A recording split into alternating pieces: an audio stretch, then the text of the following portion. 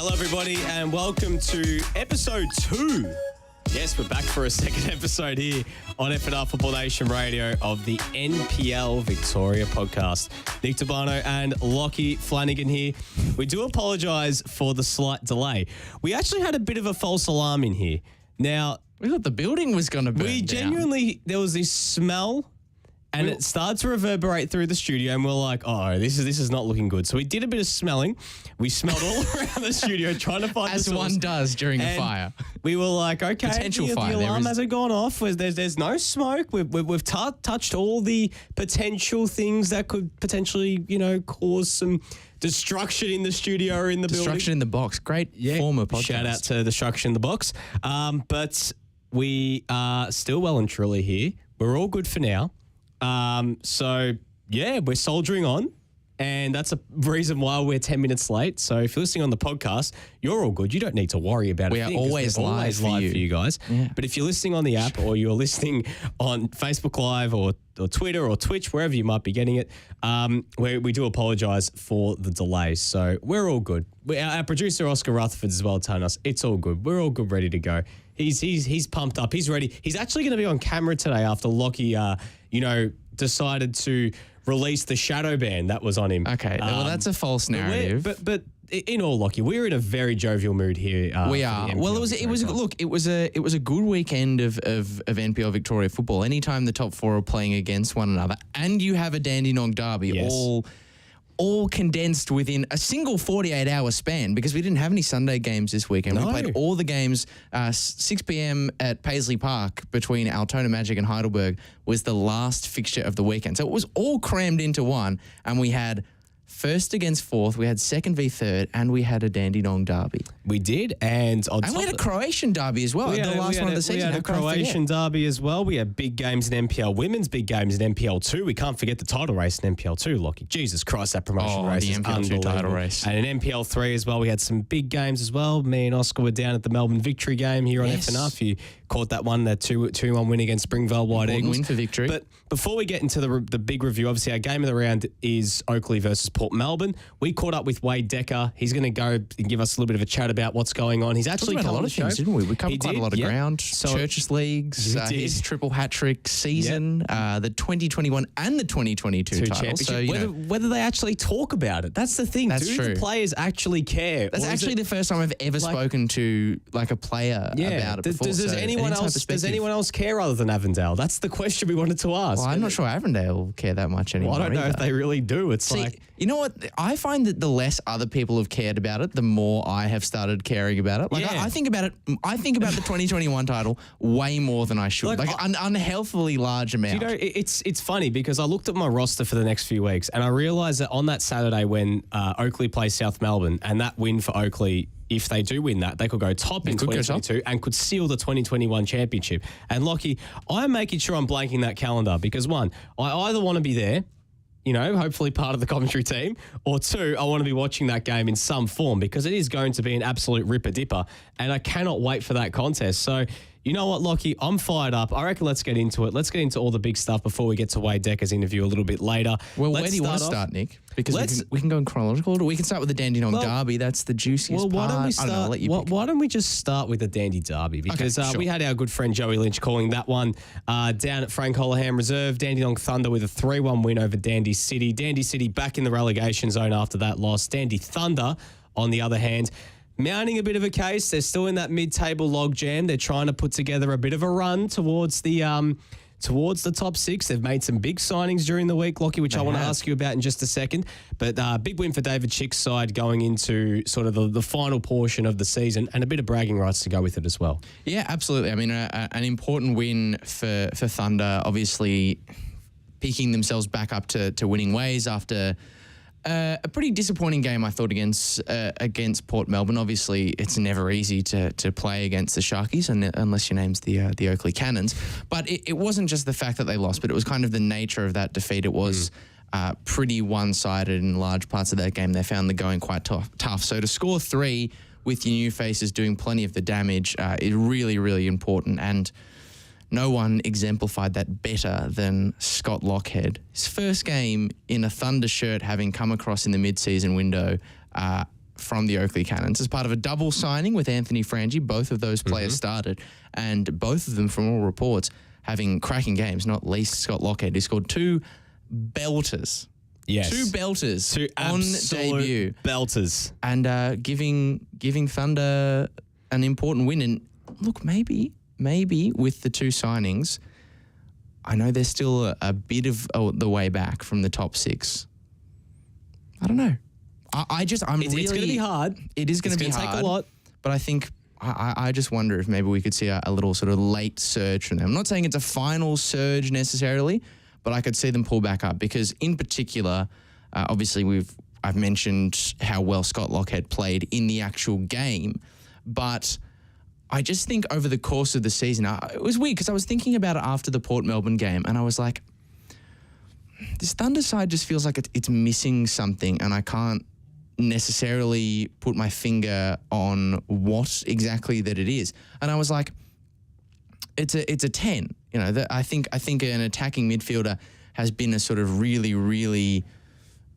They've got good midfielders, but a creative-minded presence, I think, has been lacking at times in the heart of that Thunder midfield. Obviously, Ondalesio not being available as an attacking outlet makes that a big problem. And I think that they have really struck gold potentially with Scott Lockhead. Obviously, it's easy to say that after he scored a brace, but he's a player that, even in his Pascoe Vale days, obviously he initially came across from the UK to be part of the Bentley Greens in 2020. That didn't happen.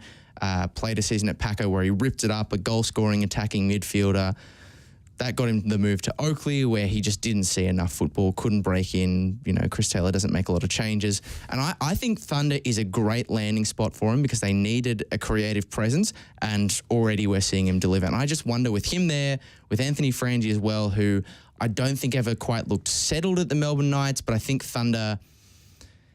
He's a player who I think Anthony Frangi really relishes chaotic environments. We saw that when games are really up and about, argy-bargy, that was when he was at his best. Like, there was a chaotic game against the Bentley Greens earlier this season for the Knights where he ran the show. And I think who are the best team in the league at creating chaos in their sort of on their home turf?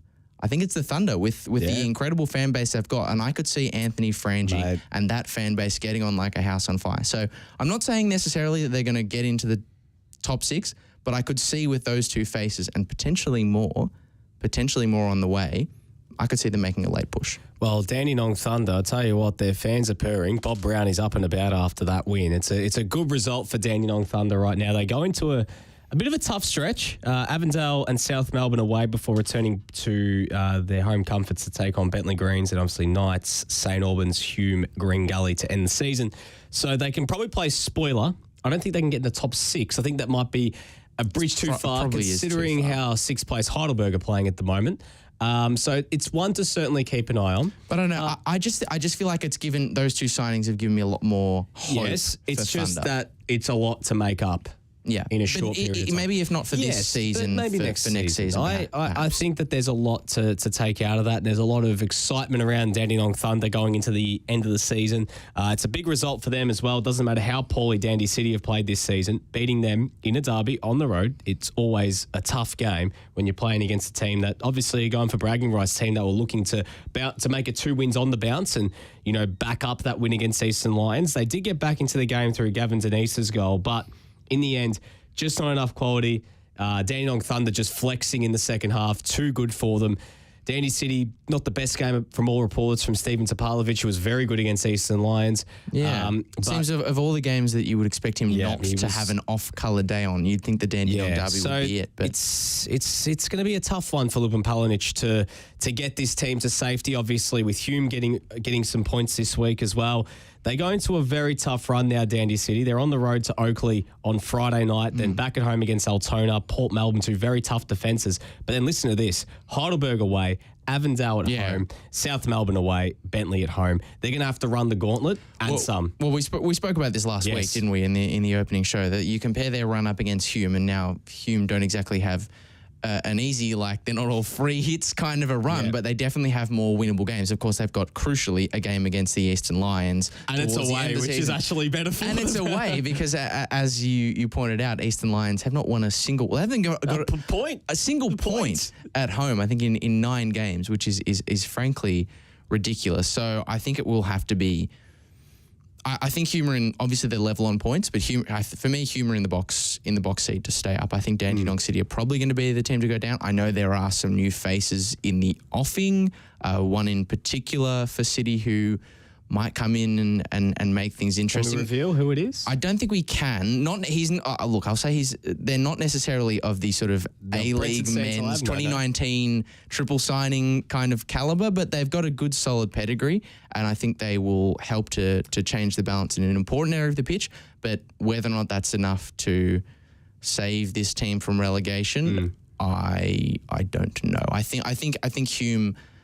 I still back in Hume, but the mid-season window has still got time. There's still plenty of time for people to be brought in. Well, as we mentioned, Avondale, Dandenong Thunder this Saturday. We'll preview that game a little bit later, and Dandy City on the road as well against Oakleigh. Let's move on, Lachie, to the second of our games to look at. Why don't we go to Avondale versus Eastern Lions? Because this was shaping up in the first 5 minutes to be a disastrous day at Avenger Park. Gol Mabratu. The first 3 minutes of this game, some of the most action, like it's actually amazing how the NPL Victoria can manage to pack so much drama into such a small space of time. And I'm not talking 90 minutes here. I'm talking 3 minutes. Gol Mabratu pulling his hamstring 31 seconds into the game. Before he'd even taken a touch, the ball was played forward to him on the left-hand side, and you can just see, I mean, if you go watch the replay on NPL.tv, you don't have to scroll very far forward to find it. You can just see the hamstring goes, and it's a real shame for him. Obviously, you know me, I'm a card-carrying member, probably even the number 1 ticket holder of the Gol Mabratu fan club. So that's a real shame. Hopefully, hamstrings are never great. Yep. You never expect a lot with that. Hopefully, it's enough to see maybe him at the back end of the season, but it's not ideal from a mid-season sort of marquee style player. It's a real shame. Not at all, but one player who certainly stepped up was Manny Agwek. A 15-minute hat-trick in the second half was enough to give Avondale the lead. Obviously, Costa Emmanuel scored his first goal for Eastern Lions to open the scoring in the 3rd minute, and they held Avondale at bay until first half stoppage time. And I remember on Saturday, we both did 3 o'clock kickoffs as well. You were doing Langwarrin Bulleen and I was doing the Victory versus Springvale game. And I looked in a lull, just do a quick around the grounds. Eastern Lions we had the exact same experience. And I was like, whoa, like this is 1-0. 1-0, yeah, 1-0. And then I check again and it was 5-1. I'm like, the hell just happened here? But Manny Agwek, very impressive performance, 3 goals. When the dam wall burst, when, as Joey Lynch put it in his article about the Matildas, dam walls are not supposed to burst, but in this case, it certainly did. And the goals just petered through, and it kind of sums up Eastern Lions' season to date that, when they start conceding, the goals just seem to leak. But Manny Agwek, a big performance for him. We actually had a question come through prior to the show, Lachie, about Manny Agwek. This is easily his best performance of the season since coming in to Avondale in the off-season. What have we got? Well, I mean, it was the question you're referring to. Is Oz Football Stats asking in relation to Manny Agwek. Obviously, he's on loan from the Mariners. He seems to be finding net recently. Can he make the step up from the NPL?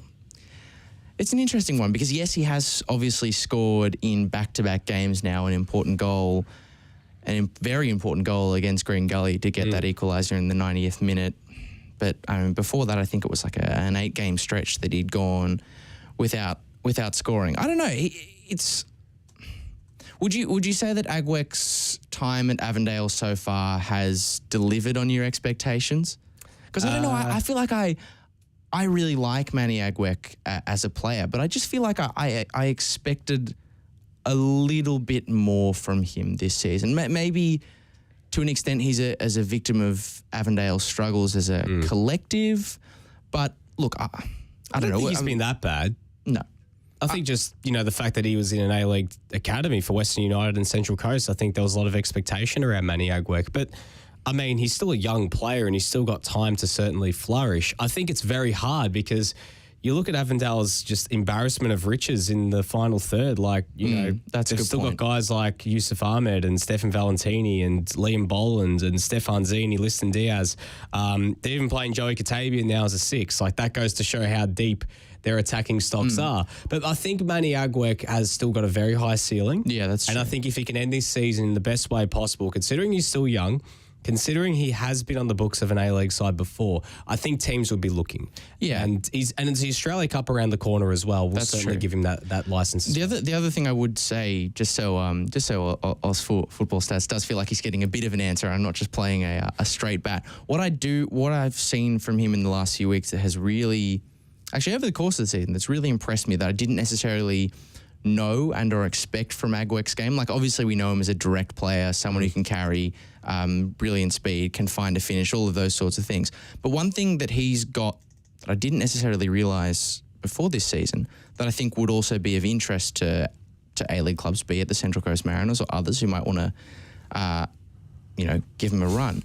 His vertical ability, He's he can jump. is incredible. Yeah. Is incredible. I mean, he scored a towering header early in the season at Knight Stadium in that game, where he just managed to leap higher than Tom Manos, the goalkeeper. And then obviously his no-look header against Gully, where again he got higher than anyone else and flicked it over the top of Liam Driscoll. I mean, I think that's an asset to his game. You know, usually you've got the aerial ability or you've got the pace in behind. You don't often have both. But Agwek does. Yeah. And I think that is a prospect that, especially in a league that, like the A-League, is transitionally heavy, I think he can be a really valuable asset if he's utilised in the right way. Absolutely. So just having a look at Eastern Lions' run, they've gone 5 games unbeaten now, but you include those 2 draws at the start of this 5-game unbeaten run, and you put it into the 3 games prior to that, they actually were 5 games without a win. So they're in some decent form now over the last 5 games. They're keeping themselves right in the mix for a home final and potentially now for 3rd spot, closing the gap on Port Melbourne to only 3 points. Over the last 5 games, they have the 2nd best form behind Heidelberg.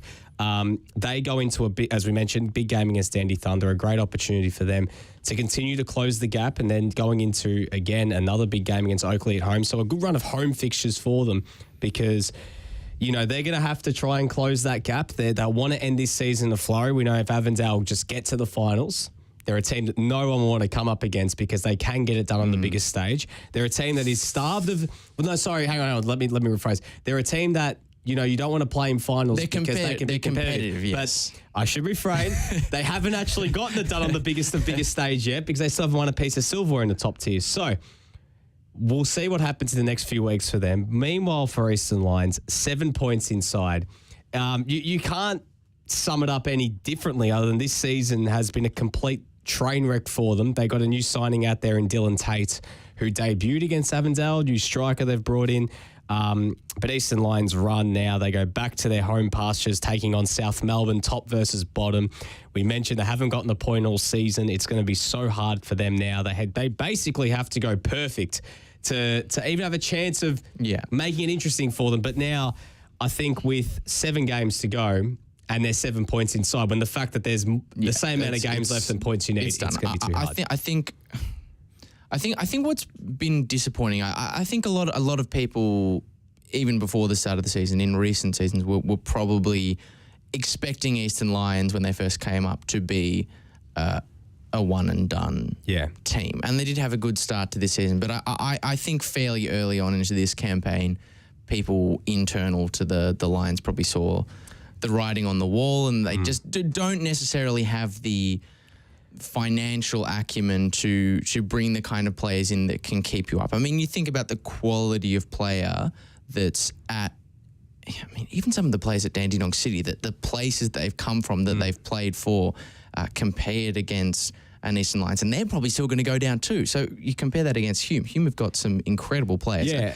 And there was just never going to be that much they could really do to rectify that. And I think a lot of people internally were happy to say, look, I think the focus is to just play the kids to get young players getting minutes at the top flight. And to their credit, They have done that, and for them, I think the best possible way to finish this season would be to get a win. They've got, I think, Just get a win at four home please. games left. I think it's Knights, South Melbourne, Heidelberg, and Hume City. Not in that order. I think Hume and Heidelberg, switch them around. If they can just get one win, especially if it was against one of the big clubs, to give them a nice little day out at Gardeners Creek, with a young player scoring, I think that'd be nice. Unfortunately, we can probably draw a line through them in the top flight, but I think if you asked a lot of people at the club, they would probably say we've made our bet with that. Well, it's funny because they started the season okay. Like they pushed Dandy Thunder in the first game. They wrestled back a 2-goal lead against Oakleigh and lost in very, very tough circumstances. Beat Altona on the road.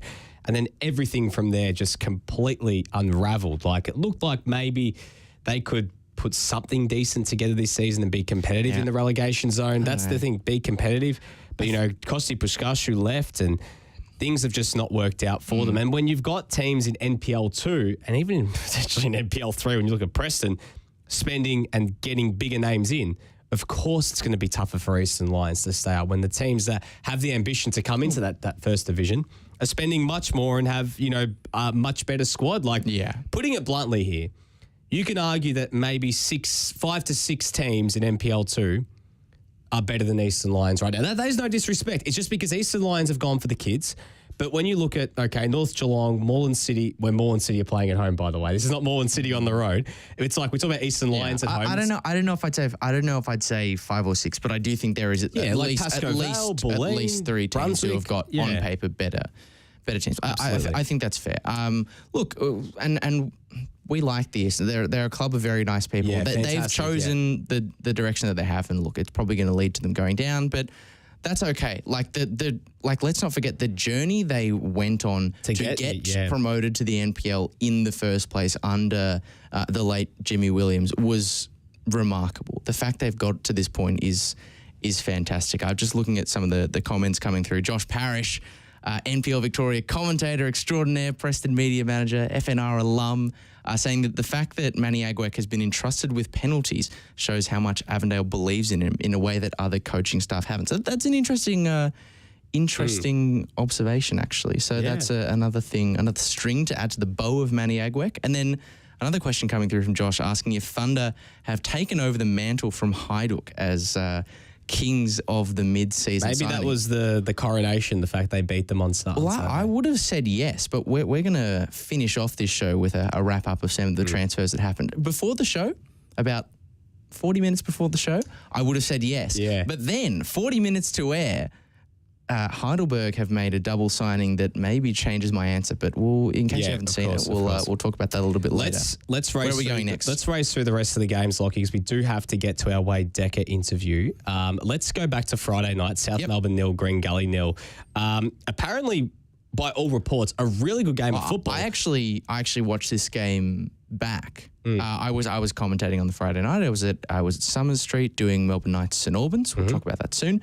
But this was genuinely one of the better 0-0 games that I have seen. Wow. Like, we're talking 3 shots off the crossbar, 2 for Gully, both from Gianluca Iannucci, 1 for South Melbourne from Ben Gibber across the course of the 90. It's very rare that you get 3 crossbar hits in one game and you end without a single goal. It was a great game.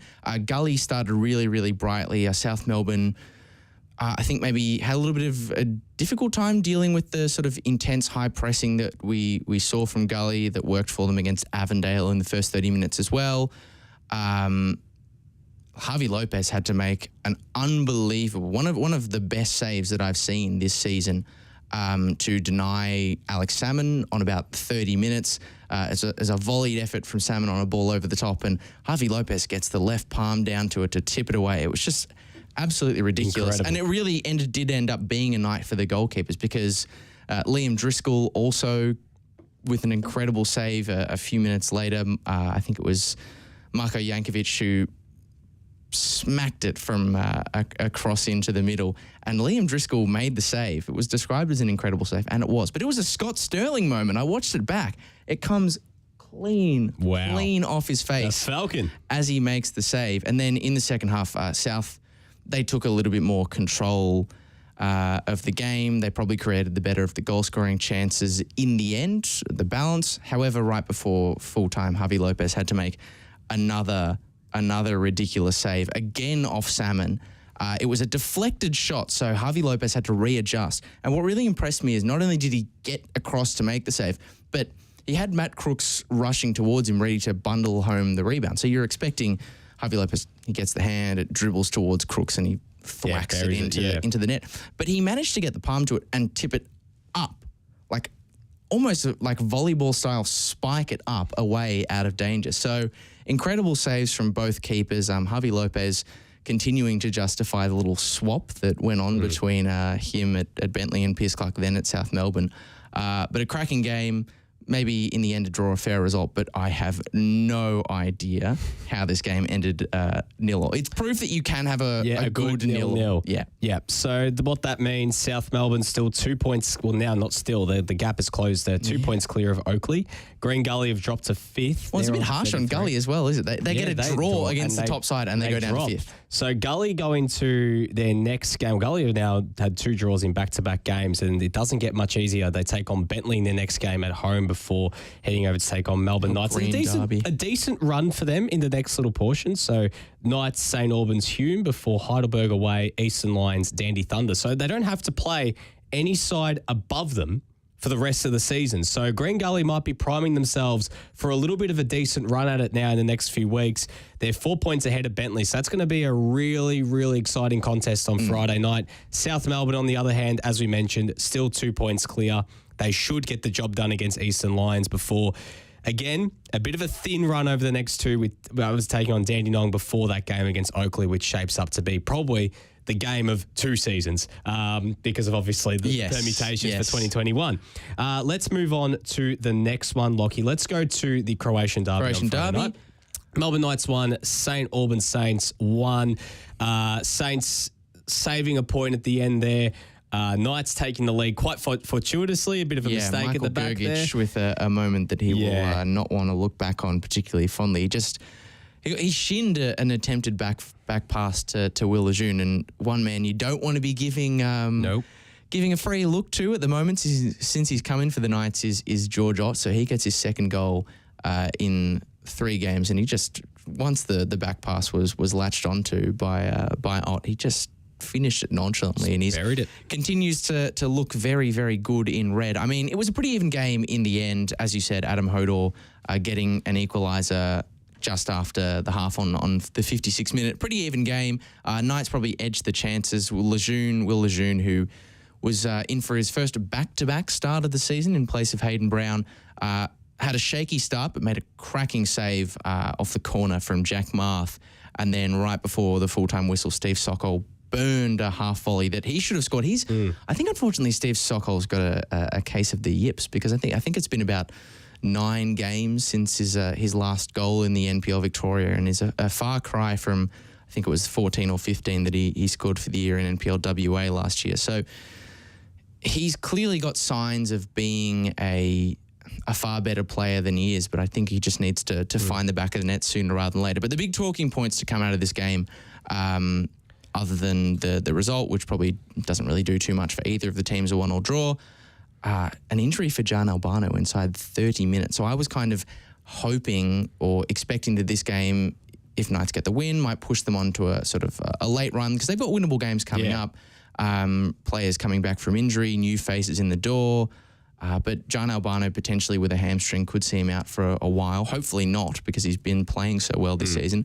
Would probably rule that out. But I talked about new faces, and the other big thing that I want to mention is Taylor Shrivers, 25-year-old New Zealander, came in first game for Knights, first start, played out the full 90 minutes alongside Aiden Bryce, and I think the Knights' defence looked far, far better for having him in the middle. And he just was there to sort of ease the burden on Aiden Bryce as well, because at times defensively, I think he's been doing it a little bit on his own occasionally. So on the early evidence from Taylor Shrivers, really, really good. I think one to watch out for NPL Victoria viewers as the 25-year-old continues to bed in at Summer Street. Well, a bit disappointing for Melbourne Knights. Ever since that win against South Melbourne, they've gone winless in their last 3 games. Yeah. They now take on Hume in their next game away from home. That shapes up to be a massive game for Knights, especially for Hume too. We'll get to Hume in just a second with their game against Bentley, but Melbourne Knights' hopes of finals very much up in the air, going to be very, very tough for them to make up the ground. St Albans, on the other hand, though, they're 9 points clear of Hume and also 9 points clear of Dandy City. I think they need to still just keep that in the back of their mind. I know it's 9 points. Yeah. And I know that's going to be tough for Hume and Dandy City. Probably fine. But it's not 100% safe. They haven't won in their last 4 games. They've only scored once in their last 4 games. Yeah, well, that was the thing, is that Adam Hogarth's equaliser broke the drought for them. So they've only won 1 game in their last 9, and that is concerning to say the least, because they are being dragged closer and closer towards that relegation zone, and they've got a very tough game at home against Heidelberg before a game against Hume City, and they still have to play Eastern Lions in that run as well. So you do get a sense that St Albans should do enough to stay up, but don't win against Heidelberg. Hume City win that game as well. Dandy City gets some points as well, and suddenly it's not entirely safe. I think they'll have enough. They should have enough. I'm not going to put the jinx on them, but they just need to be careful. It's something just to keep in the back of their mind because their form is not great at the moment. That is true. Well, you mentioned in that run a 0-0 draw between themselves and the Bentley Greens, which was a good result for St Albans, but Bentley Greens ending up this weekend with another 0-0 draw this against time. Hume, against Hume City. Great point for Hume. Tough for Bentley. Great point for Hume. Another sort of profligate display, this one for Bentley, unfortunately. I mean, I noted, not this week, but the week before, that Bentley have scored more goals from outside the box. I mean, everyone knows that. But I knew that they'd scored the most goals from outside the box. I think the official figure is 13. But I didn't realise how much better that was than the rest of the league. I think it's almost like 7 or 8 more goals than the next nearest in the competition. So I just wonder if maybe, obviously 2 games they've gone back-to-back now without scoring with a pretty strong squad. I just wonder if maybe that luck of, whenever you're scoring a lot of bangers, you are sort of being the beneficiary of, unlikely... Absolutely. I don't want to use the word XG, but I'm going to drop it. You know what I'm saying? Go for it. I just wonder if maybe they're having that difficult spell because things are just leveling out a little bit. Hopefully, hopefully they can pick that up sooner rather than later. It's not going to be easy for them though, because Gully are a pretty tight team this Friday, but it was a great result, that one, for Heidelberg, because obviously Saturday night, the final game of the weekend at Paisley Park, they got the 1-0 win. Adrian Zara doing the damage early with a pretty nice goal, actually cutting in off the left-hand side, which allowed Heidelberg, who were in the 6 for the first time this season, off the back of their result last week, to consolidate their spot. They've now got clear air, a nice little 3-point buffer between themselves and the Greens. So a great result for the Burgers. Absolutely. And talking about teams that also need to keep a bit of an eye, Altona not entirely clear of the trailing pack. I think Altona will be fine. Their defense is too good for them to get stuck. Still have some problems up top, Lachie, which I just think they need to, just keep an eye on. But it's going to be a big game for them against Port Melbourne. They host them on Saturday, and then a bit of a tough few weeks after they played Dandy City, games against Avondale, South Melbourne and Bentley Greens.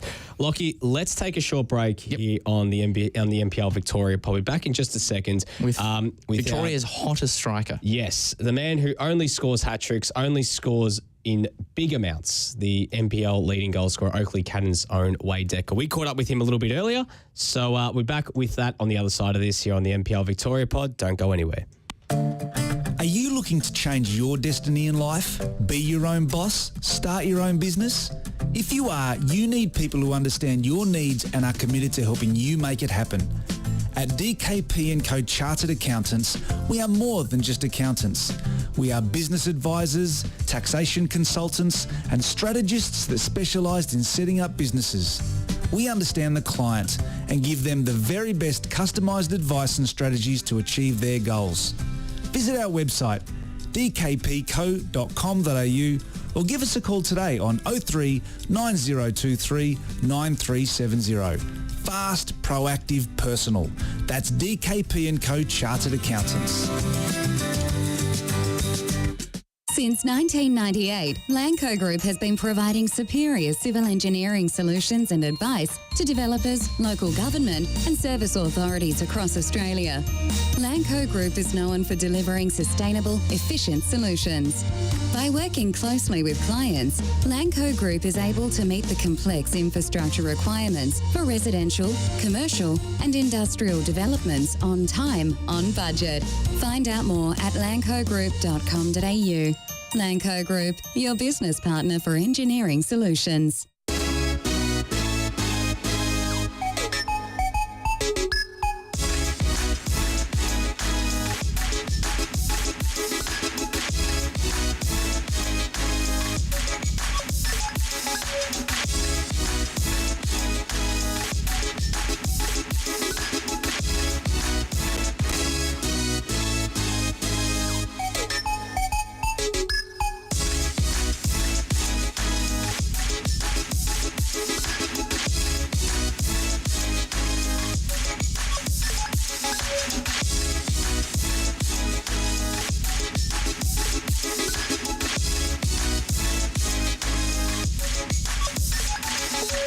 Welcome back to the NPL Victoria pod here on FNR Football Nation Radio. Nick Dabano and Lachie Flanagan back here today.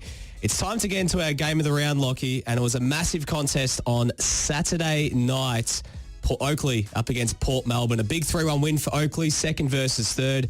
A bit of space now between themselves and Port Melbourne, and also closing the gap on Oakleigh, on South Melbourne in the process as well. Just 2 points now. So it's really closing in and becoming a bit of a tight title race for potentially 2, but we're not going to go into 2021 one. We'll just stay with 2022 for now. Exactly. And not only are we covering the most important game of the round, but we're covering it with one of the most important players. It's not every day you're joined by the premier marksman in the NPL Victoria, but on this particular Monday evening, that's exactly what we are doing. Wade Dekker, welcome.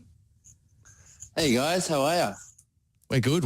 We're enjoying your goal scoring exploits this season, I should say, and you very much, I imagine, enjoyed the 3-1 win over the Port Melbourne Sharks on the weekend. Take us through the game, because if one thing has been true about Port this season, it's been that they've been very hard to put a single goal past at the best of time, but you guys managed to get 3 past them. Take us through the game. How did you find it?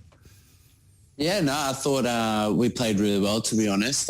We obviously trained to have a bit of a game plan, and we stuck to that game plan. It obviously just proved to work. We were, good enough to Clarkey score an earlier goal, which was good, which obviously always helps in any type of game to score that early in the second minute. And then not too long after, another one. And so from there, when you get to fairly early goals, it's always going to be harder for Port Melbourne, or any team in that case, to obviously come back. They obviously had a few chances. I thought, created a few more. And then, come second half again to score again. 60th minute or something around there, and be 3-0 up. To be honest, I thought we felt comfortable. I thought the way we just played in general was really good. We moved the ball around, we defended well. In the end, got us the result we were hoping for. Well, Wade, obviously, this is 2 wins down the bounce for you guys. You had that bit of a lean run. You had that bit of a lean run, 2 draws and a loss. Where now you guys are back in some form now with the win against Altona and against Port Melbourne as well.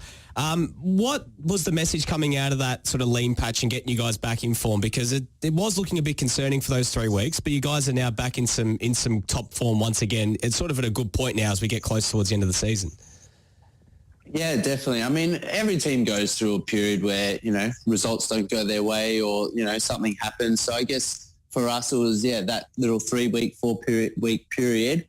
We actually managed to get a cup win against Knights during it. So that picked the boys up a bit. And again, we just started training harder, going back to basics. And it was obviously a solid win against Altona, which, I thought just set us up, confidence-wise and everything against Port. And so to beat Port the way we did, being third and being just a massive big game in general, whether they would have overtaken us or, we edged points closer to South, to put a performance like that was fantastic by the team. So, I guess it is what it is in terms of the 3 weeks that we had a bit of a lull, but I feel, we definitely are back.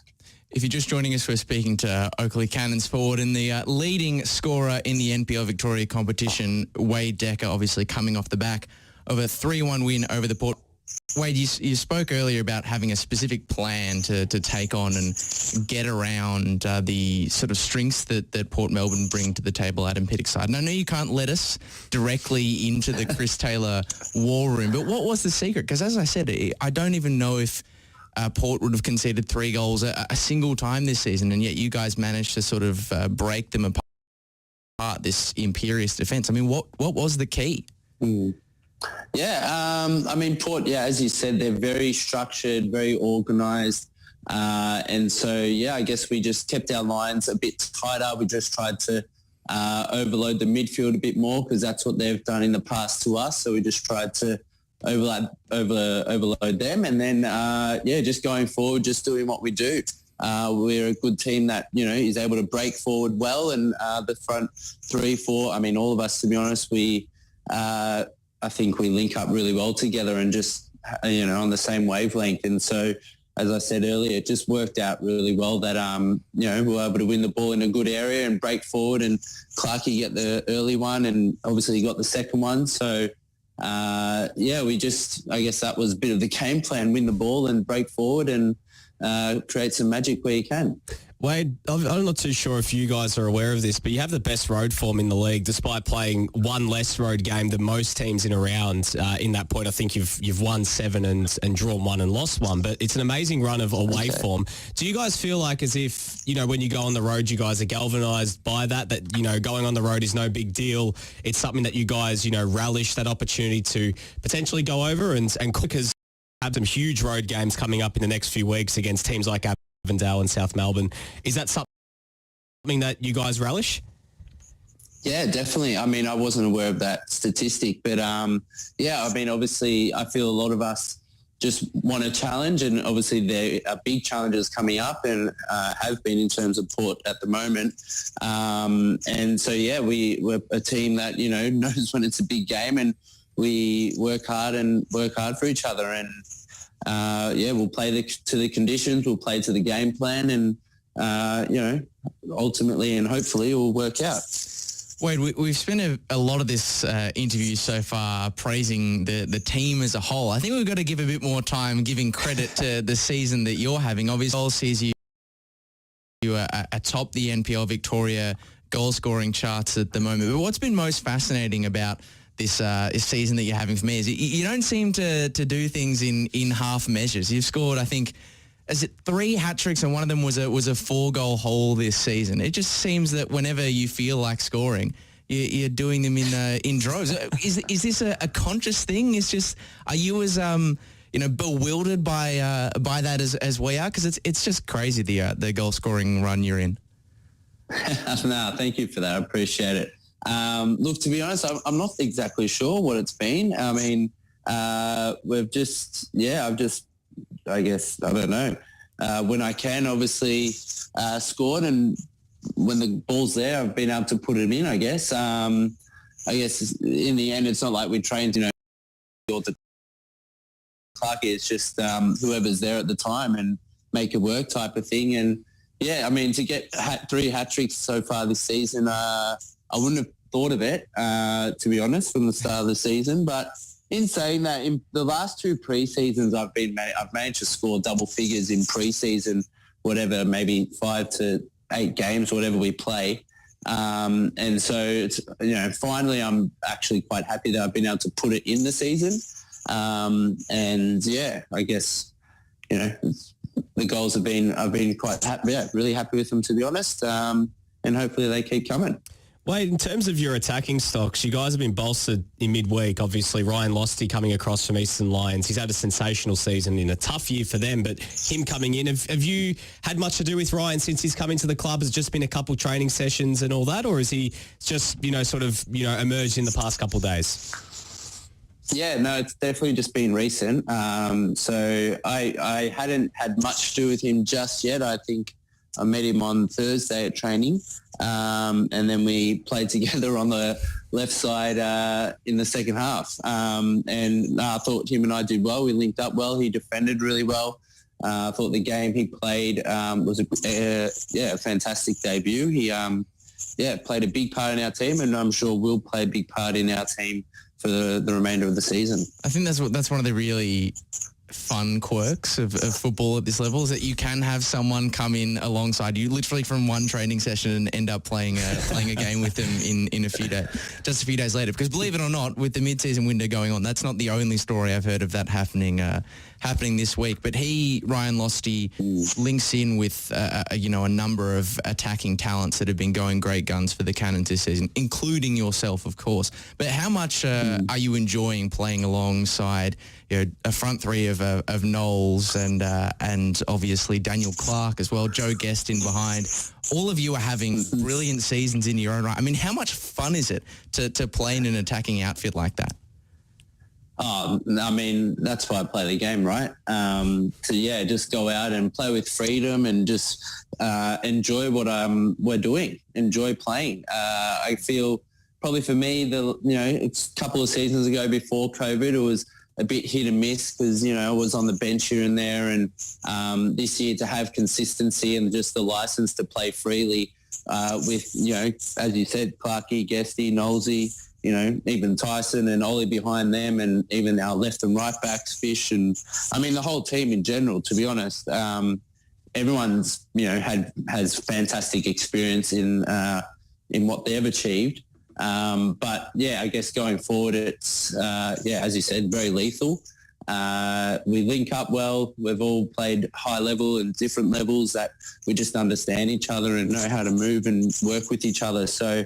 It obviously helps a lot having, those guys being able to link up with. So definitely am not complaining whatsoever, but very happy and enjoying the season so far.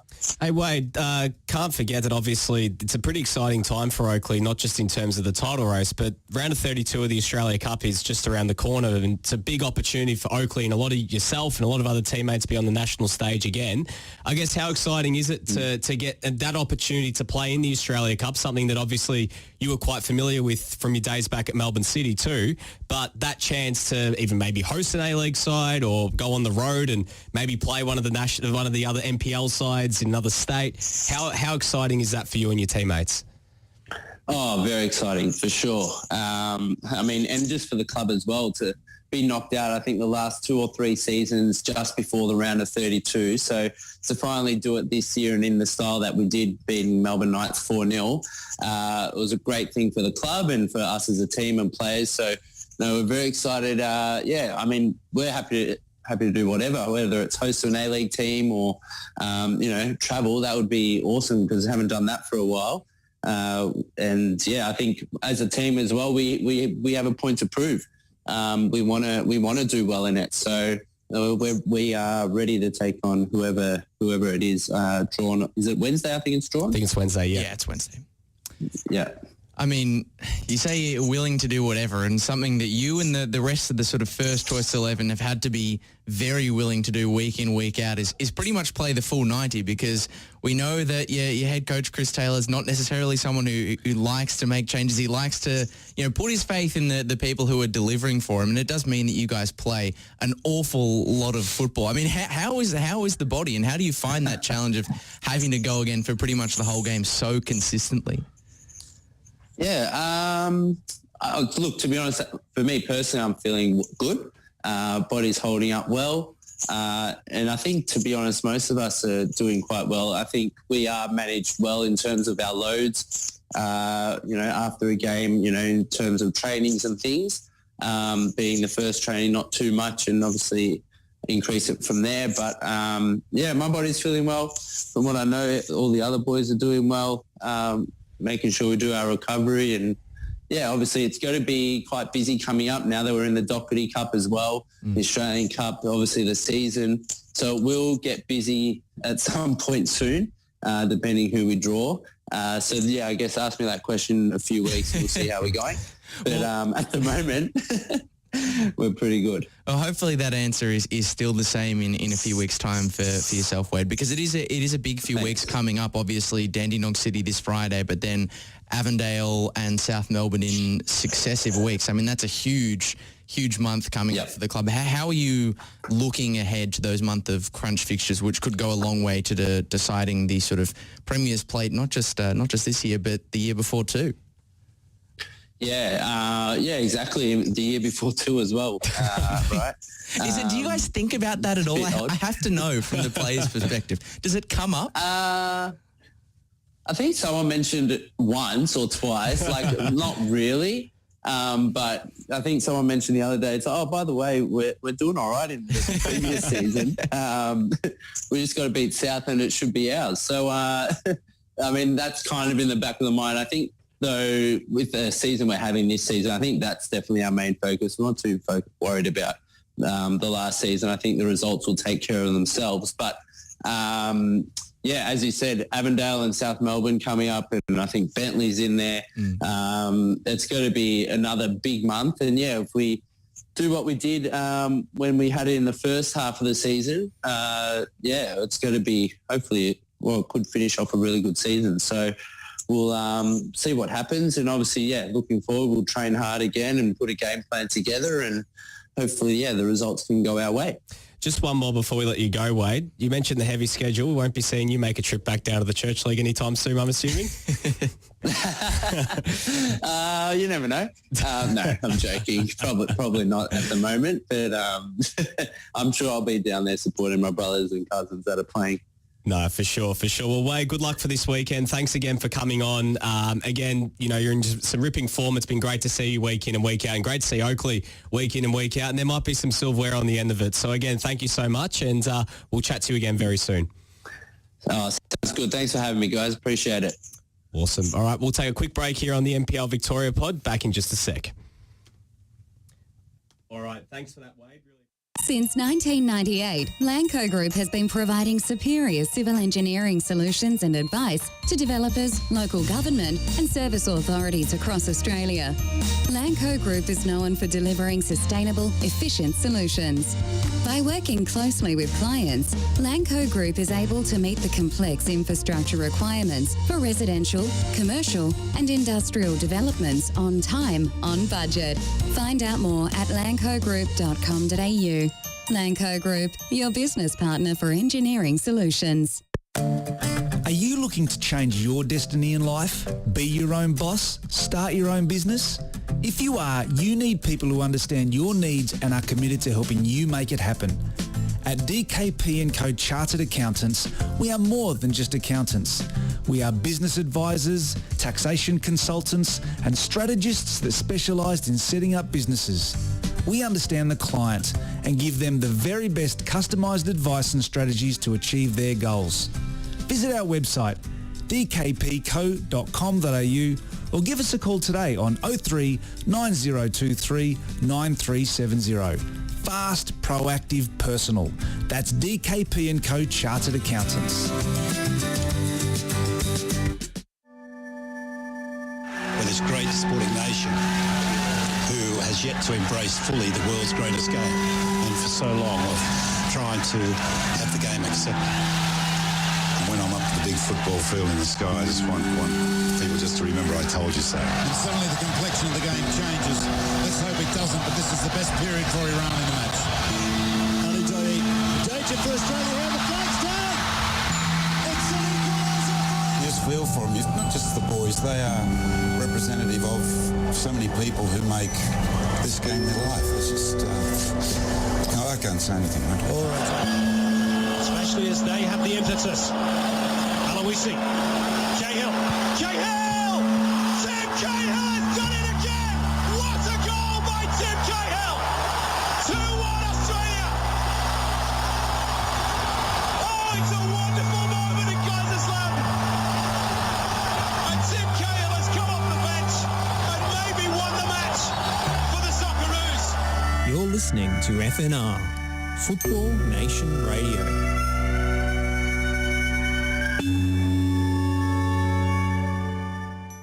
Since 1998, Lanco Group has been providing superior civil engineering solutions and advice to developers, local government and service authorities across Australia.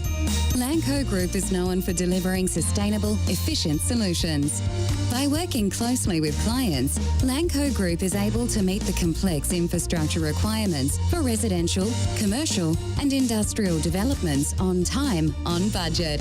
Find out more at lancogroup.com.au. Lanco Group, your business partner for engineering solutions. Are you looking to change your destiny in life? Be your own boss? Start your own business? If you are, you need people who understand your needs and are committed to helping you make it happen.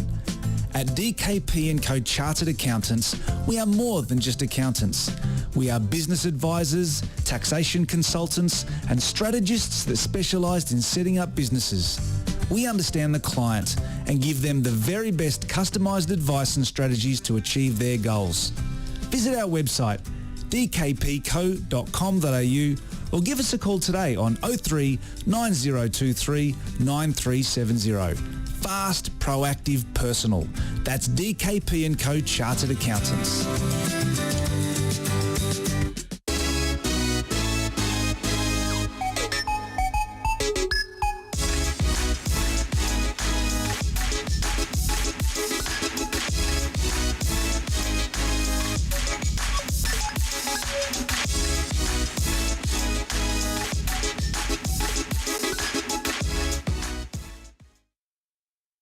Oh, we didn't even turn the mics on for that second there, Lachie. No. Hello and welcome back to the NPL Victoria pod. Nick Tabano and Lachie Flanagan here. Missed any of it, including our chat with Wade Dekker. Yeah. Head over to our Spotify. What a nice guy as well. Fantastic bloke. It's very rare that I pump up the tyres of a guest and they thank me for pumping up their tyres. That was nice. Usually they're just like, they're like downplay it. They're very, Yeah, he was very thankful. humble. And he was humble, but he was like, thank you, Nick and Lachie. We must speak about the backstory behind why we didn't have him on last week. I sent him the Zoom link, but apparently he didn't receive it until like 9:30 at night. And he sends me a text saying, I just received the Zoom link. Unfortunately, sorry. we don't do the NPL Victoria pod after dark. Otherwise, it would be quite an interesting show. Can I tell you that for certain? Anyways, let's move. Oscar's lost it behind the glass. Look, the reason we're losing it, the reason we're going crazy is because we're jumping into the NPL2, which is it is the craziest league in Victorian football. As I was saying before we got there, you missed any of the chat with Mr. Wade Dekker. Head over to our Spotify or anywhere you get your podcast. Catch up with your that. favourite podcast platform. Yep. If you're a Spotify person, or if you're potentially with Apple, or you I don't know where you get your podcasts off, your RSS feed or SoundCloud. Cast. If you're a Pocket Cast, or you can just go wherever you need to go, or go back to the Facebook live stream and just listen to it there again. Yeah, I do that sometimes. Yeah, to see Nick's facial expressions when he has to talk about Italy or something. Yes, well, I guess that's a fair. Anyway, Italy discussion has been at an all-time low. Yeah, we don't need to, but we can talk about the Italian clubs though. We can. So let's head over to NPL2. It was another big weekend of action. Really all was. around. We won't. We'll touch on a couple of the games. First, let's talk about the Moreland Derby. Moreland City against Brunswick Juventus. And that is their official name, by the way. We're hoping to get someone on next week to chat a little bit about the name change, a little bit about what's going on there. If Lachie, you want to head over to the results page for just a second for last weekend's action. A 4-1 win for Brunswick Juventus in that one, a commanding performance. Moreland City can't seem to win away from, Well Money. Well, Campbell Reserve, I guess, is the Christian name. Well Money Park. Well Money Park is the, it's the official name. Which, can I just say, it's their Well Money Park has spawned the greatest NPL2 playground insult of all time, because I saw it on one of the NPL2 live streams I was watching. During the 8-0. Yeah, is someone who I think was a Bulleen supporter referring to it as a bad money park, which is just low effort, maximum impact. In terms of what that's done for the promotion race, it's gotten Brunswick Juventus right back into it after that loss against Bulleen last Monday, but it's opened things up just a little bit because Bulleen had the chance to go second, Lachie, and you did this game. Yeah, they could have jumped into the promotion places. Now, Bulleen have this issue that when they come off a Monday, they seem to play so poorly and it's no surprise, it's a very short turnaround. We've seen it when they've played on a Friday Didn't night. seem to affect Brunswick. Well, Well, it's different with them. No, Maybe it's they're true. playing on their home deck. Bulleen had to head down that's to true. Lawton That's Park, true. which is you head to Lawton Park. Good luck getting all 3 points because Langwarrin have played spoiler for basically everyone this season, and they did it again. They took the lead, but Bulleen were able to salvage a point. Lachie, take us through that game. As we mentioned, Langwarrin just keep finding a way to steal the points from the rich. And unfortunately for themselves, they're not taking them all and giving them to the poor. Yeah, they're not taking. They're not entirely taking, and they're not taking all 3 of the points as well. A lot of the time, I don't know if steals necessarily the fair term to use with all of them, but yeah, Langwarrin have taken points off, I think, every team in the top 4 with the exception of Moreland City now, and this was a big chance going begging for Bulleen. Obviously, they came into this game in the knowledge that the Moreland Derby had been decided 4-1 in favour of Brunswick Juventus. So all they needed to do was win and they'd be in the automatic promotion places, leapfrogging Moreland City. And unfortunately, things did not start off very well for them in this game at all. It was a classic sort of NPL2 junkyard battle. It was a hard fought game. And Langwarrin had the better of the early goings. Bulleen really struggled with balls into the penalty box, and Langy youngster Marwan Nillo opened the scoring on 13 minutes. A delightful ball in from Sam Orrit, and Nillo scoring, get this, Nick, 18-year-old, come across from Heidelberg United Youth. He scored 5 goals this season in his debut senior campaign. All of them at home. Yep. All of them headers. Wow. It's a ridiculous pattern, isn't it? Yeah. But anyway, he opened the scoring, and after a really tough 45 minutes for Bulleen, they did settle after going behind, but they were still probably even, but nothing exemplified their sort of opening half struggles than Fausto Diamicis going for a sub, and it wasn't injury related for Mitchell Trucheski, bringing him off after 31 minutes. Wow. And I know it wasn't an injury related sub because he wasn't limping and I could see his facial expressions. So Samuel McCall came on after 31 minutes and they got into the break, still down by 1, but the halftime, whatever hairdryer, I can only imagine that Fausto Diamicis gave the Bulleen boys at halftime, it definitely worked because they came out of the blocks pretty quick. They had a good opening 10 minutes. They found the breakthrough. Luke Pavlou scoring really like a pile driver from the edge of the box on the half volley. And from there, Bulleen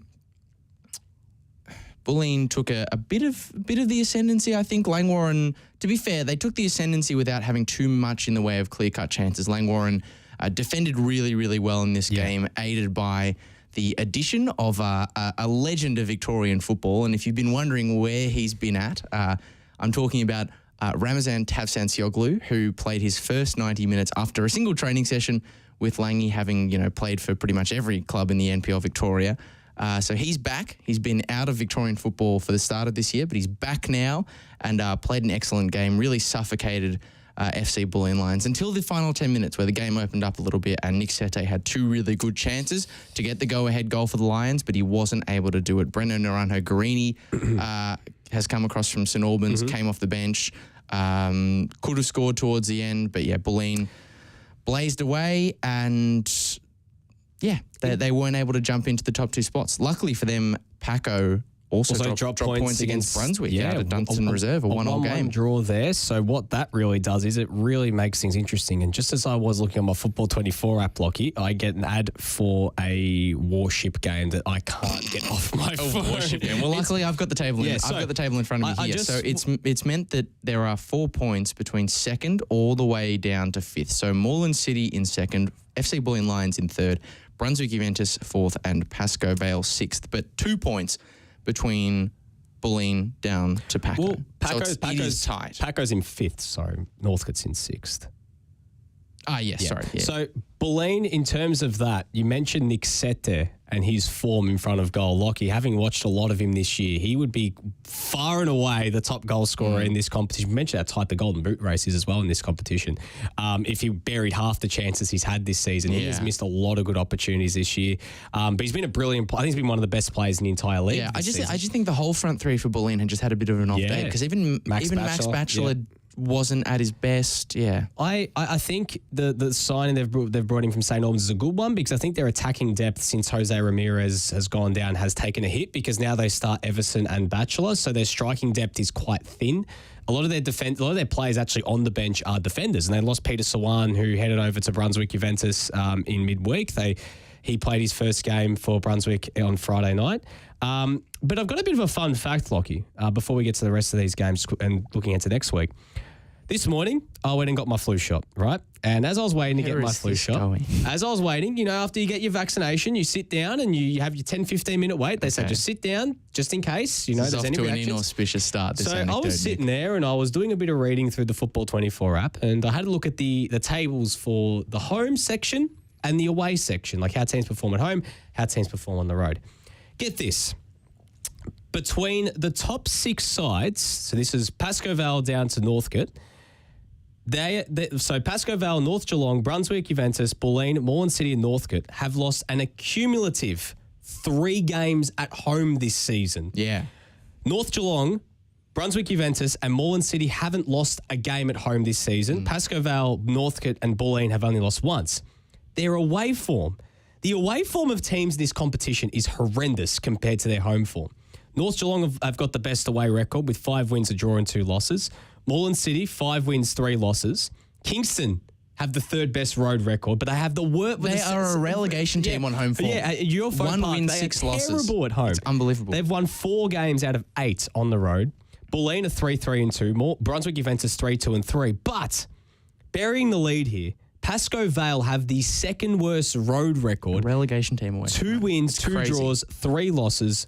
Less than teams like, as we mentioned, Kingston, Werribee, Manningham, Brunswick City, who are battling. Hence why, really, Pascoe Vale, they have put themselves in this position basically due to their road form. The reason why that they've performed so poorly has been their road form. Road points are so important heading into this final part of the season. And you think back to even 2 weeks ago, that game against a 10-man Langwarrin side that they lost to. I mean, if they got the win in that game, they'd be 1 point behind. They'd be hot on the heels of Moreland City. So just racing through the rest of the fixtures, Northcote mentioning their good home form, a 5-2 win on Friday night against Kingston. Big 3 points for them. They're sort of in that mid-table purgatory, Northcote, because they win those games at home and then they get battered a week later. So they're probably a bit too far for them.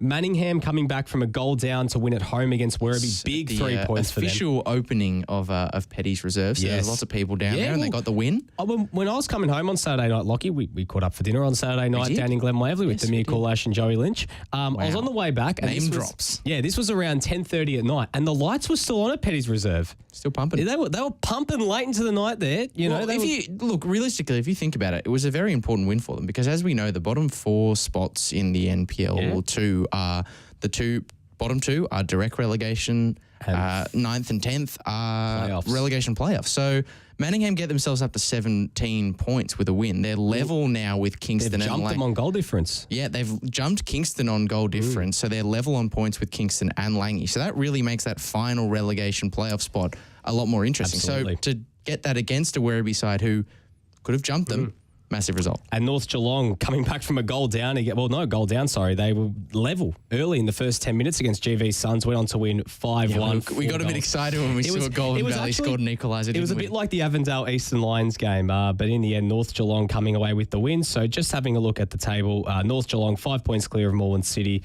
They're right now 7 points clear of Bulleen as well. So meaning that they're at the moment looking odds on again still to go up. Again, looking ahead to this weekend, some massive contests in terms of the battle for promotion. Pascoe Vale back at home against Manningham. Northcote up against Brunswick Juventus. That's going to be a cracking contest on Friday night. Moreland City versus Langwarrin.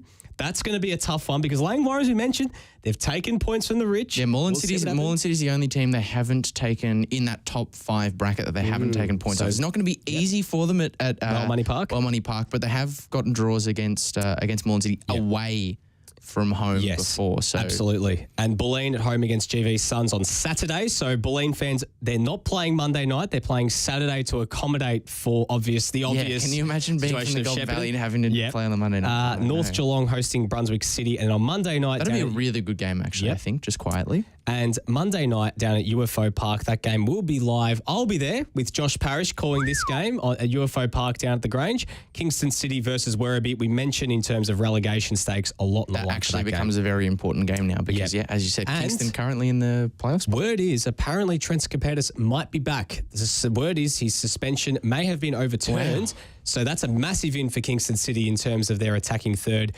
So we'll keep an eye on that one. Well, it's not the only pumping promotion relegation playoff race that we've got. Of course, the NPL3 as well is all happening. You were there on Saturday. You know who else was there on Saturday? Well, our producer, Oscar Drew Rutherford, was there as well. And Oscar is getting ready to meander in. We've got his laptop right here, primed and ready to go. He's shadow banned from Lachie in terms of Lachie keeping him behind Consider the glass. yourself, Oscar, unbanned. You may enter the room. Yeah, You've got your microphone. For podcast listeners, it's all the same. But for the viewing public, Oscar is now he's going in to the flesh. be a bit louder this time because his mic was very quiet last week. You can, Hello. You can, yeah, there, you Suspense was killing you. You can speak. I thought you were about to drop some sort of, tirade on Lachie. I thought he was going to say, I am Groot. I am Oscar. But anyways, Oscar, we were down at Epping Stadium talking about NPL3. Massive game for Melbourne Victory. 2-1 win. This game was obviously broadcasted live here on FNR. Melbourne Victory back into third, a tie with Preston, who also won on the weekend against Doveton. It wasn't. Let's not bury the lead. It wasn't a great game. This was a real showcase, I think, of what's sort of, because this is the weird stage of the season now where a lot of the players who are on the senior books are off. Like, they're not playing right now. So this is where you can expect teams like City, Victory, Western United to potentially regress a little bit with a lot of the younger guys getting an opportunity. We saw the obvious struggles early, but a really promising second half from a few substitutes, Oscar. Paddy Hogan, in particular, coming on and scoring the goal. What were some of your thoughts, I guess, from that game as well? Well, yeah, you talk about it. I mean, the second half substitutions really changed the game. On the hour, Joe Palazzini's made that triple change, bringing on, it was Casper Hallam, Paddy Hogan and Nick Hamakiotis all came on, and that changed the way that the game was going. As you said, it wasn't great up until that point. Wasn't a spectacle, but then just a few minutes later, Paddy Hogan opened the scoring, of course, on that left-hand side on the left wing, and then not too long after that, it was Adem Juratovic who scores yet another goal. He's in some red-hot form at the moment. So yeah, it's of course we are seeing some of those more recognisable names leaving these A-League affiliate clubs at this stage of the season, but it is really exciting to see some of these lesser-known players get their opportunity at this level and show us what they can do. And what we're seeing is that consistently they're more than capable of stepping up and contributing meaningfully to their teams. Well, I think the one player that really caught my eye, you mentioned Nick Hamakiotis and Paddy Hogan coming off the bench. Nick Hamakiotis in particular came on at halftime. I believe he came on for, just having a look, he came on for Alex Simopoulos, who has been a bit of a regular this season. You mentioned Hamakiotis and Hogan coming off those injuries, but replacing guys like Kabede, who has been a staple in the team this year. I guess, how did you see, have you seen them coming back into the teams? They've come off long injury layoffs as well, but Paddy Hogan, we've seen him at right back, now playing as a winger. Like, quite a versatile skill set for him. And it's the other thing that you get with these young players is that versatility in terms of positional opportunities, because they've got coaching staff who are working with them in lots of different positions. So it's kind of really dynamic and exciting as a way for the or as a squad to function. And yeah, as you say, I mean, I've got nothing but positive things to say about those players who came on in particular. Of course, the players who are more regular players who are also continuing to contribute. I thought the Leno brothers were excellent again, and Ryan Lethlean, I thought he had one of his better games in quite a while. So there's lots of good things going on at Melbourne Victory. Of course, when you've got these junior affiliate clubs, it is kind of largely about the bigger picture as opposed to the results as a whole. But they're continuing to get results despite the fact that some of those more recognisable names aren't present. One player that is good to see back over the last two games is Edmund Lepanchu. 2 appearances off the bench, just slowly working his way back too. We saw him, I guess, in the FFA Cup, obviously formerly the Australia Cup, or the other way around. Sorry, the Australia Cup, formerly known as the FFA Cup. He featured along with Ryan Lethlean, Anthony Laban quite regularly in those early few games.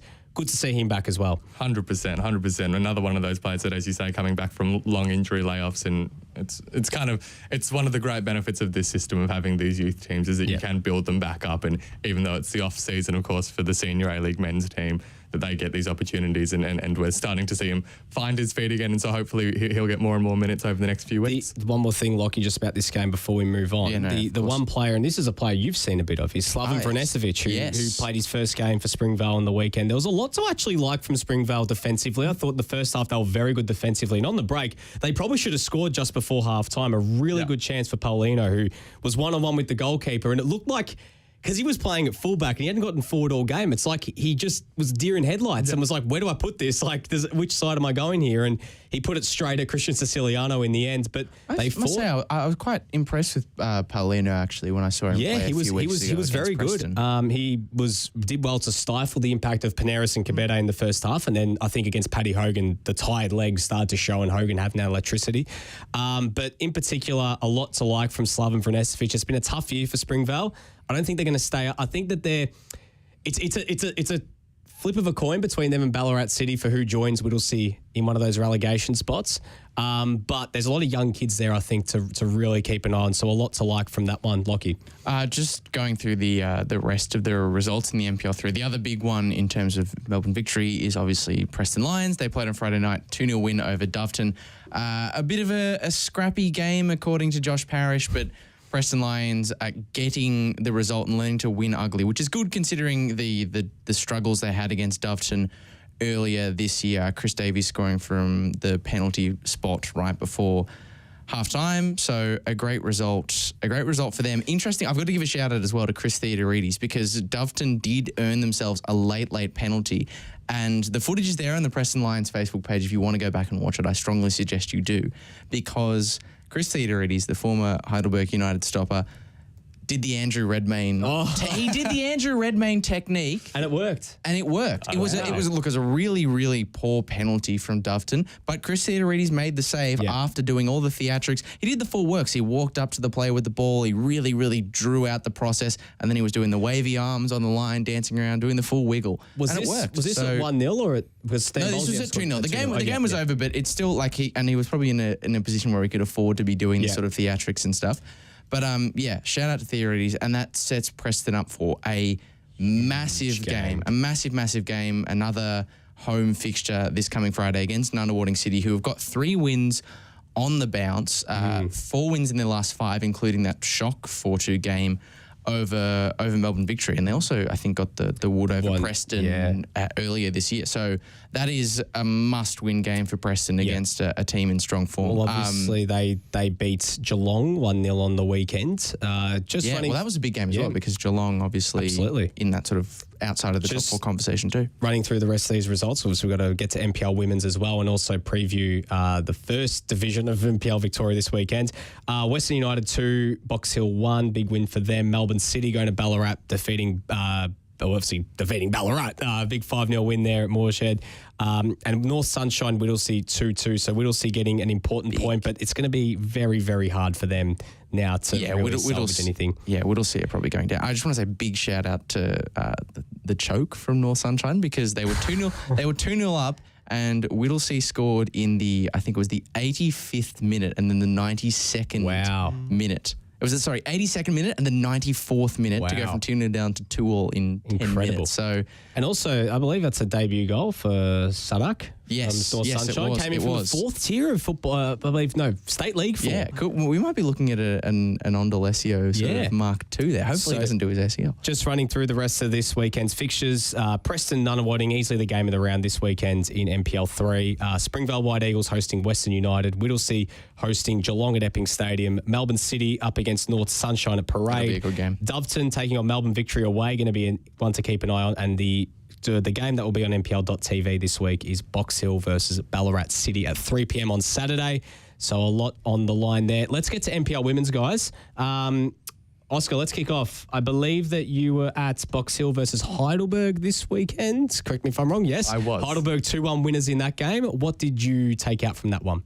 That was another really, really fun match. It's what you consistently get in the NPL women's competition is just both teams just go so hard for the whole game. Yes. And it's so exciting and it's so end to end. And by the end, they're pooped. 100%. It's and this was just another example of that. And you see the way that all these teams are able to match it with each other for such a long time. And so the first half in this game was really evenly contested. Both teams had spells being in control. Then we got to the second half, and right at the beginning, the Box Hill scored an early corner, and you went, maybe there's an upset brewing here. But it was Heidelberg who came back strong and scored a couple of later goals. I think the first one was from Steph Galea and the second from Catherine Vlahopoulos. A come from behind win, which I think has been kind of demonstrative of how Heidelberg have played a lot this season, in the sense that they're able to keep going harder for longer than most other teams, and that's really gotten them so many of their points, is their capacity to see out the full 90 better than most other teams, and that's what we saw again with the couple of late goals to come from behind. Of course, it's really exciting, the madness that's going on between Steph Galea and Danielle Wise at the top of the NPLW Golden Boot race. It's not unheard of that you get a shootout in terms of the goal scoring race, but it's very rare that you get it between two teammates. Two teammates who are, and quite a distance ahead of third place as well. And this isn't even the runaway dominant team in the division either. Yeah. So there are lots of things going on here, and it's really exciting to watch them go at it each week. But yeah, I'm consistently impressed with Heidelberg United and the way they go about. And they have, they've got just such great team spirit, they really want it. Would you say that you love the way they go about it? I might go that far. Jinx. Well, glad we had you at that game, Oscar, because that was easily the match of the round. Calder 3-0 over South Melbourne and Alamein 4-0 over Bayside. But tonight's far game, more convincing. Yeah. It's not tonight's game. Well, it's supposed to be tonight's game. Josh Parrish and I were supposed to be at the Venezuela Club for Bulleen versus FV Emerging, but that game got called off due to a few international players being called up for that one. So, obviously for the Junior Matildas, so it means that game is off.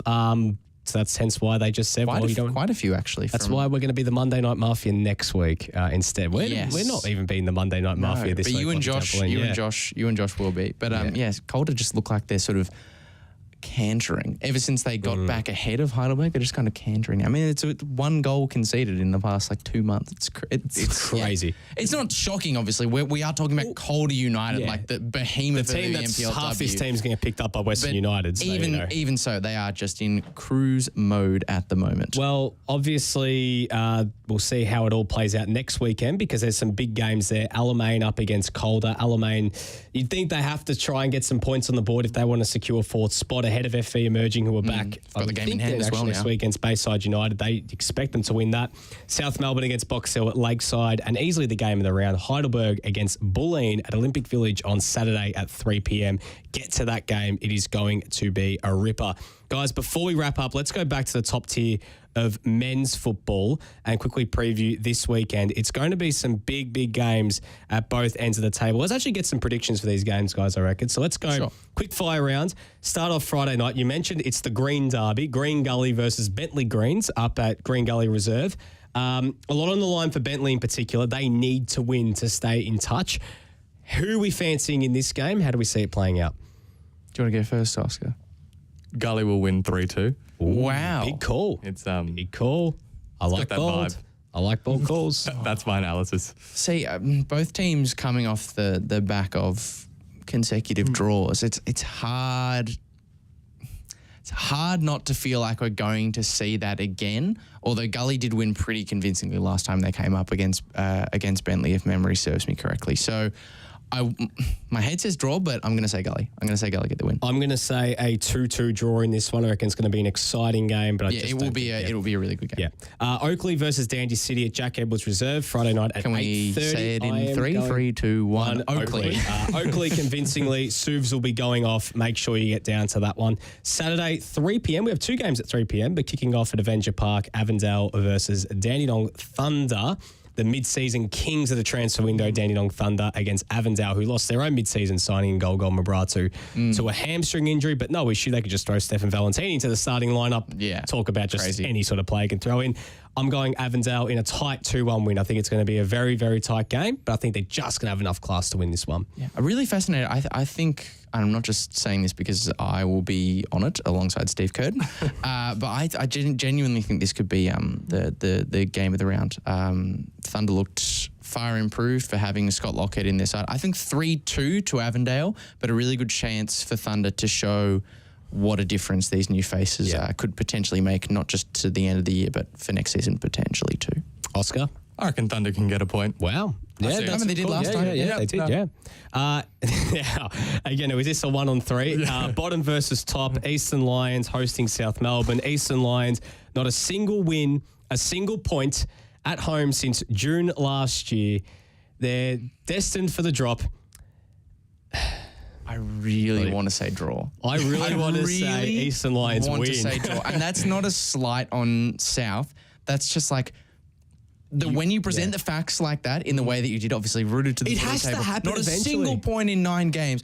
Who better to do? You know, there's no tactical reasons for which I'm making a prediction like this. It is genuinely just, Dennis Tenuto, the vibe of the thing.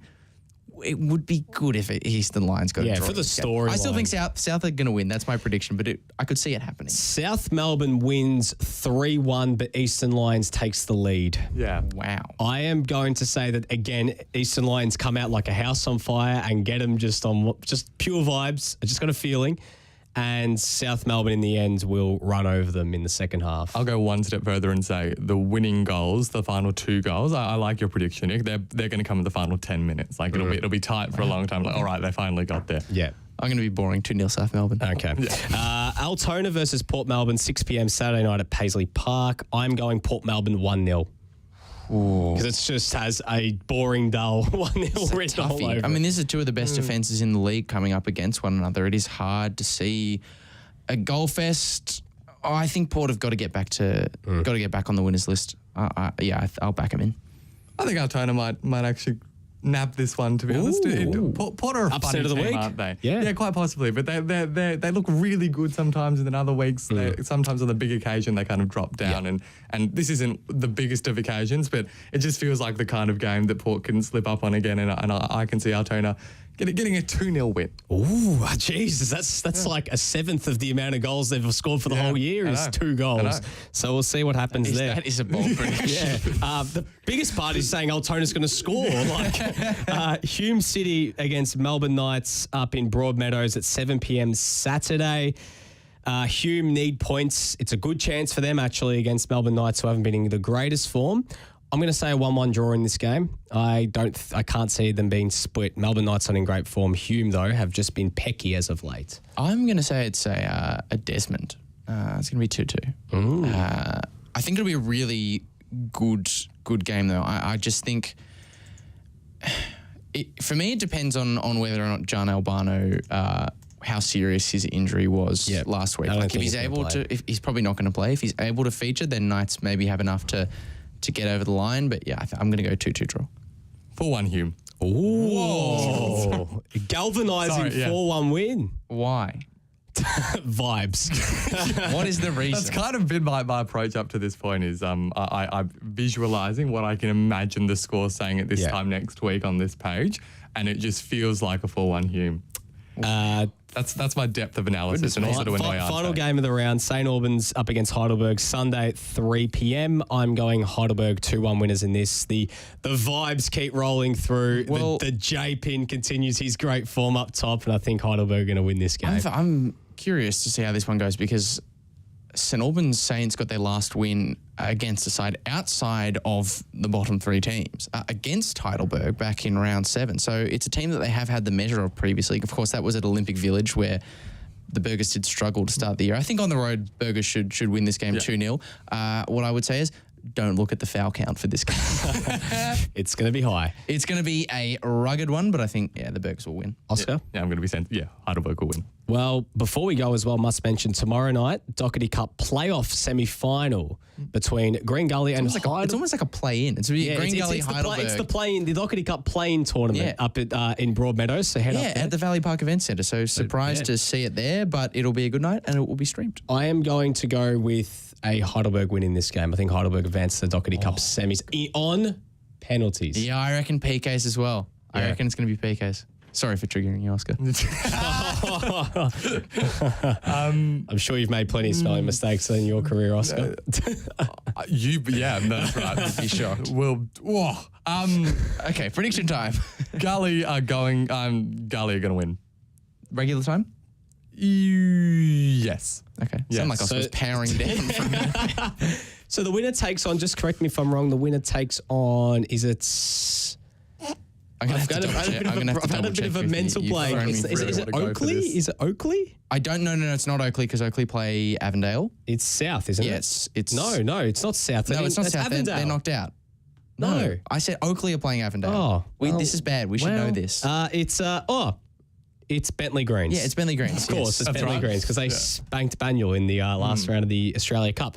All right, guys, time for us to say goodbye. Anything else that you guys are excited for this weekend coming up? No, I'm just looking forward to the football. It's going to be a good weekend. It's going to be another intriguing weekend. We'll be back next Monday again. Yep. Here, plenty to look forward to over the weekend. Get on to NPL.tv, wherever else you might be able to catch them. There's plenty of other auxiliary streams running alongside NPL.tv, or just get out to your local grounds. It's going to be a fantastic weekend from all the tiers. Yes, and also as well, I will just quickly say, if you are watching and you're a State League player, a State League administrator, an NPL administrator, anything like that, and as we get towards this sort of crunch point of the season, you want to have a game streamed, Football Nation Radio are more than happy to help you get your sort of one-off live stream happening. So if you do have a particularly important derby fixture or something, I don't care if it's State League 5, I don't care if it's Metropolitan 8.